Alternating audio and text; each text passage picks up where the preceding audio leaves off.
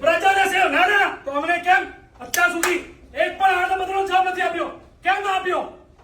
કેમ તમારા પીએલઓ ભાજપના ઈશારે મતદારોના ઘરે જાય છે? કેમ નામ ડિલીટ થાય છે?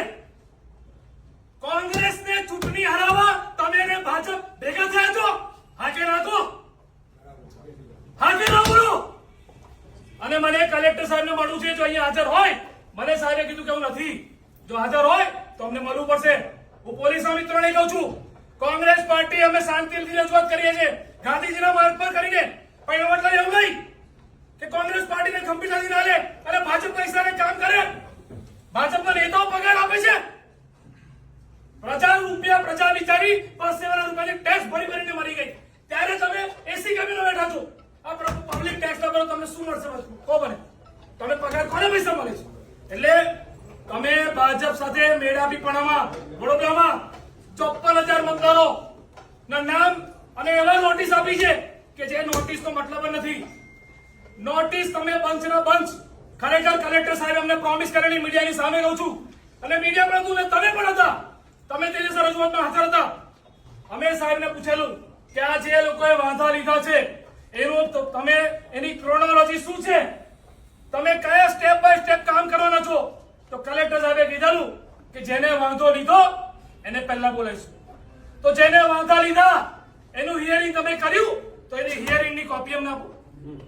કારણ કે સીસીટીવી ના ફૂટેજ પણ અમે માંગ્યા હતા. એટલા માટે માંગ્યા છે કે ભાઈ આ રાતોરાત આ ફોર્મ કોણ આપી ગયું? સીસીટીવી કેમેરા તો હોય ને. આ વડોદરા શહેરમાં એક બેયરની સામે નાની પત્રિકા બની હતી.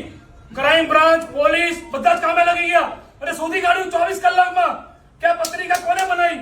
તો આટલા બધા બંચના બંચ, રાવપુરામાં 20,000, અકોટામાં 13,000, સયાજીગંજમાં 8,000, વડોદરા સિટીમાં 5,000, માંજલપુરમાં 2,400, આટલા બધા ફોર્મ એ વાંધાદારો આયા તો લાઈનો લાગવી જોઈએ ને. પણ ભાજપના કાર્યાલયથી આખા બંચ આયા અને ભાજપના પ્રમુખનો આદેશ તમે માનીને તમે સામાન્ય પ્રજાને, જે ગરીબ છે, જે રોગ નહીં સાંભળવું પડશે ભાઈ. અમે રજૂઆત કરીએ છીએ. તમે સાંભળવું પડશે. તમે કલેક્ટર સાંભળે છે. 2 મિનિટ ઉભા રહે. કલેક્ટર સાહેબ 2 મિનિટ. કલેક્ટર નહીં વચ્ચે કોઈ નહીં બોલવાનું. કલેક્ટર સાહેબ પણ અમે નથી કહેતા કે ચલો આપી દો આવેદનપત્ર. એટલે તમે સાહેબ કલેક્ટરી મોટા છો, અમારી વાત તો સાંભળો. કેમ ના સાંભળો? તમે તો ના પડો બહાર જતો રહીશ, અહીં પડી જઈશ. તમે આવું ના કહેશો કે આવેદનપત્ર આપી દો એટલે અમે નવરા છે. તમે બિઝી છો. તમે ફોન તો પૂછ્યું કેમ નહીં? એ તો અમારો માણસ ગયો. તમે ટેલિફોન પૂછી લો ને. તમે ડાયરેક્ટ પીએ વાત ના કરી શકો સાહેબ. 19 ડિસેમ્બરે ડ્રાફ્ટ પદ્ધતિ પડી ત્યારથી કોંગ્રેસ પાર્ટી સતત રજૂઆત કરે છે કે સામાન્ય મતદારોનું નામ ડિલીટ ના થવા જોઈએ.